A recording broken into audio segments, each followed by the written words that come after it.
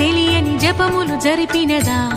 మురళీ సఖీ వెనుకటి బ్రతుకున చేసిన పుణ్యమిదా తనువును నిలువున తొలిచిన గాయములే తన జన్మకి తరగని వరముల సిరులని తలచినదా కృష్ణాని